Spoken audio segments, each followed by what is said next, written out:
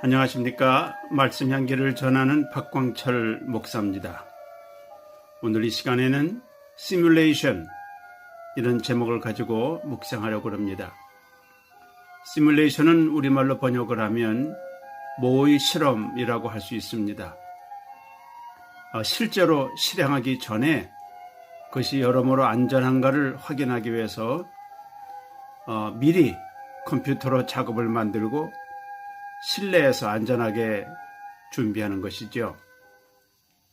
예를 들어서 고층 빌딩을 지을 때 이 건물이 강풍이나 지진에 안전할까 그것을 알기 위해서 같은 스케일로 작은 규모의 건물을 만들고 모의 실험을 합니다. 커다란 배를 건조할 때도 마찬가지입니다.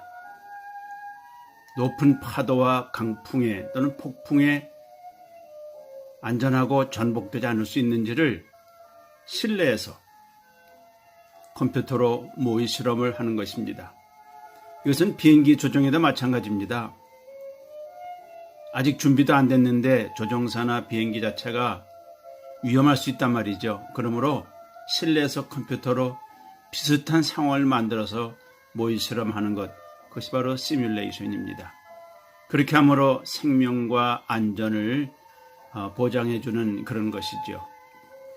인생에도 시뮬레이션이 있으면 참 좋지 않을까 그런 생각을 해봅니다. 엉뚱한 생각이지만 예를 들어서 어떤 사람이 태어나기 전에 이 사람이 몇 살쯤 되면 병에 걸리거나 사고를 당하거나 무슨 일을 당할 것이다.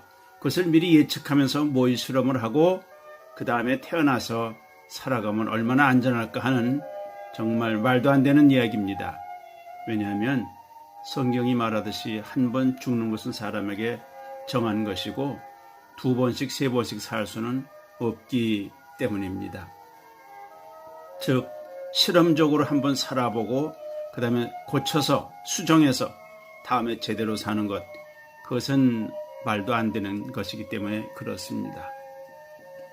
근데 어떤 사람이 한 번밖에 살 수 없는 인생을 잘못 생각해서 인생은 한 번밖에 없다, 먹고 마시고 즐기자, 그러면서 인생을 낭비하는 사람들도 적지 않아 있습니다.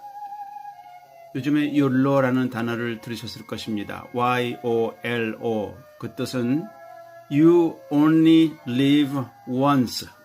당신은 단 한 번밖에 살지 못한다.